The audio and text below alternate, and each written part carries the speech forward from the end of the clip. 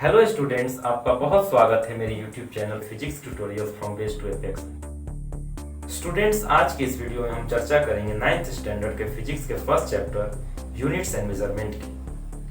9th class के syllabus को ध्यान में रखते हुए हम जानेंगे कि मेजरमेंट कहते किसे, हमें क्वांटिटीज को मेजर करने की जरूरत क्यों पड़ती है, मेजरमेंट के दौरान एक्यूरेसी और प्रिसीजन का क्या सिग्निफिकेंस है, डिराइव्ड क्वांटिटीज और बेस क्वांटिटीज क्या होती हैं, क्वांटिटीज की यूनिट्स के बारे में चर्चा होगी, डिफरेंट यूनिट सिस्टम्स के बारे में जानेंगे, अलजेब्रा ऑफ यूनिट को समझेंगे और अंत में जानेंगे कि हम कैसे क्वांटिटीज की यूनिट्स के साथ डिफरेंट प्रीफिक्स लगाकर छोटी से छोटी और बड़ी से बड़ी क्वांटिटी को रिप्रेजेंट करते हैं। स्टूडेंट्स, इस चैप्टर में बहुत ही बेसिक इंफॉर्मेशन दी गई है जो कि फिजिक्स के स्टडी के लिए काफी इंपॉर्टेंट है। So children, I hope you will watch this video thoroughly and carefully. तो चलिए वीडियो की शुरुआत करते हैं।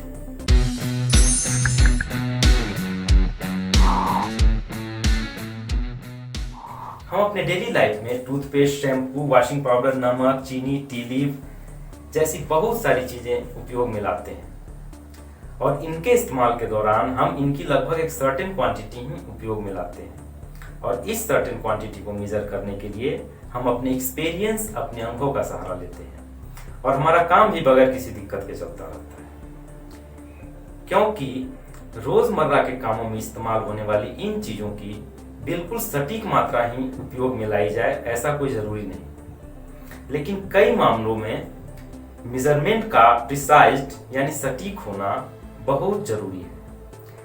उदाहरण के तौर पर रेसिंग और स्विमिंग जैसे स्पोर्ट्स में हमें सेकंड के 100वें हिस्से तक की सटीकता की जरूरत पड़ती है, जबकि आम जिंदगी में हमें समय कोई सटीकता तक मापने की कोई जरूरत नहीं पड़ती। इसी प्रकार ड्रिंकिंग वाटर में आर्सेनिक की मात्रा को मेजर करने के लिए हमें ग्राम के लाखवें हिस्से तक की सटीकता की जरूरत पड़ती है, क्योंकि आर्सेनिक एक जहरीला एलिमेंट है और ड्रिंकिंग वाटर में इसकी मात्रा 10 माइक्रोग्राम पर लीटर से अधिक होने पर यह उस लोकेलिटी में रहने वाले लोगों के लिए नुकसानदेह साबित हो सकता है।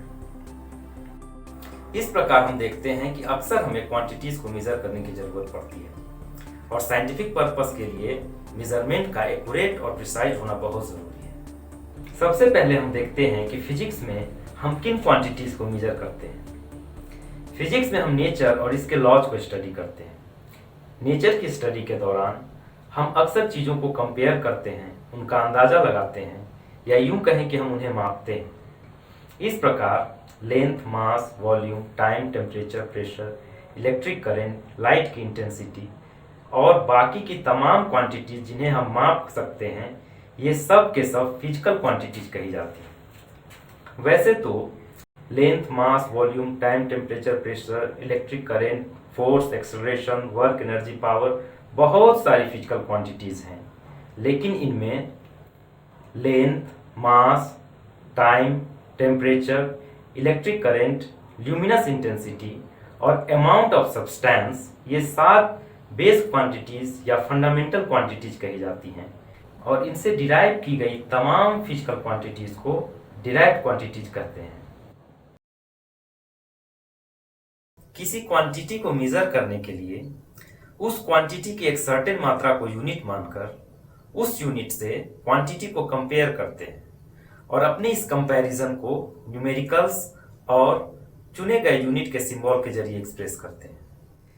इस प्रकार मेजरमेंट को इस तरह से डिफाइन किया जा सकता है: Measurement is the method of comparing an unknown quantity with a known quantity of the same type. Measurement को एक्सप्रेस करने के लिए न्यूमेरिकल वैल्यू के साथ एक खास सिंबल भी लगाना होता है, जो कि हमें बतलाता है कि मेजरमेंट के दौरान कौन सी क्वांटिटी यूनिट के रूप में इस्तेमाल की गई है।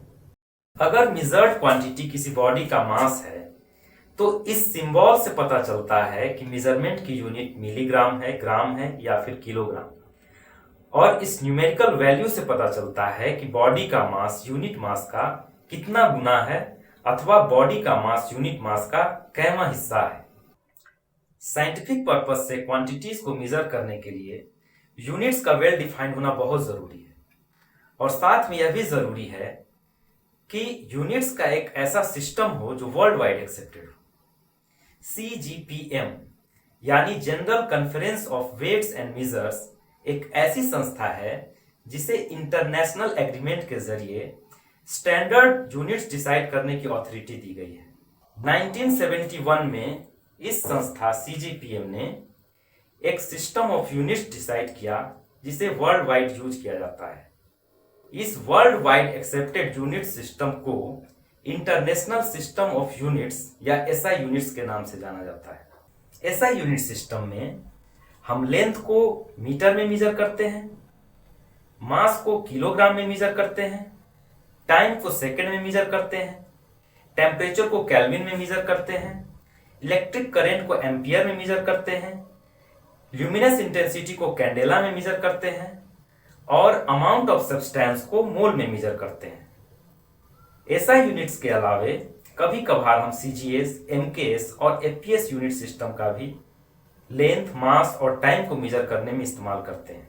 Algebra of units velocity, speed, force, acceleration, work, energy, power जैसी तमाम डेराइव्ड क्वांटिटीज को कैलकुलेट करने के लिए हम डिफरेंट क्वांटिटीज के साथ मल्टीप्लिकेशन, डिवीजन, एडिशन, सब्ट्रैक्शन जैसे बेसिक अलजेब्रिक ऑपरेशंस परफॉर्म करते हैं। और दिलचस्प बात यह है कि इन क्वांटिटीज की न्यूमेरिकल वैल्यूज की ही तरह इनके यूनिट्स भी बेसिक अलजेब्रिक रूल्स को फॉलो करते हैं। For example, suppose a train is moving at a speed of 25 meter per second. Find the distance covered by the train in 2 minutes. जैसा कि हम जानते हैं distance is equal to speed times time duration. यहाँ speed है 25 metre पर second और time है 2 मिनट्स। 2 मिनट्स यानी 120 सेकेंड्स। अब हम न्यूमेरल्स और यूनिट्स को सेपरेट कर लेते हैं। अब 25 multiplied by 120 is equal to 3000 और यूनिट्स में डिनोमिनेटर और न्यूमरेटर वाले सेकेंड कैंसल हो जाएंगे और यूनिट के रूप में मात्र मीटर बचा रह जाएगा। यहां हमने देखा कि न्यूमरेटर और डिनोमिनेटर वाले सेकेंड यूजुअल अलजेब्रिक रूल्स के अकॉर्डिंग कैंसल हो जाते हैं और डिस्टेंस हमें प्रॉपर यूनिट यानी मीटर में मिलता है। नेचर में हमारा सामना कभी बहुत ही छोटी तो कभी बहुत ही बड़ी क्वांटिटी से होता है। ऐसे में इन्हें एक्सप्रेस करने के लिए हम यूनिट्स के साथ सर्टेन प्रीफिक्स जोड़ते हैं। फॉर एग्जाम्पल, 10 टाइम्स के लिए डेका, 100 टाइम्स के लिए हेक्टो, 1000 टाइम्स के लिए किलो, 10 टू द पावर 6 यानी मिलियन टाइम्स के लिए मेगा, 10 टू द पावर 9 यानी बिलियन टाइम्स के लिए गीगा, 10 टू द पावर 12 यानी ट्रिलियन टाइम्स के लिए टेरा, 10 टू द पावर 15 यानी क्वाड्रिलियन टाइम्स के लिए पेटा और 10 टू द पावर 18 यानी क्विंटिलियन टाइम्स के लिए एक्सा प्रीफिक्स का यूज होता है। इसी प्रकार 10th पार्ट के लिए डेसी, 100th पार्ट के लिए सेंटी, 1000 पार्ट के लिए मिली, 10 टू द पावर -6 यानी मिलियंथ पार्ट के लिए माइक्रो, 10 टू द पावर -9 यानी बिलियंथ पार्ट के लिए नैनो, 10 टू द पावर -12 यानी ट्रिलियन पार्ट के लिए पिको, 10 टू द पावर -15 यानी क्वाड्रिलियंथ पार्ट के लिए फेम्टो और 10 टू द पावर -18 यानी क्विंटिलियंथ पार्ट के लिए एटो प्रीफिक्स का यूज किया जाता है। स्टूडेंट्स, अगर आपको यह वीडियो इंफॉर्मेटिव लगा तो इसे अपने दोस्तों के साथ शेयर करें। चैनल को और बेहतर और मीनिंगफुल बनाने के लिए अपने सुझाव कमेंट कर हमें बतलाएं। वीडियो के अंत तक बने रहने के लिए बच्चों आपका बहुत बहुत धन्यवाद।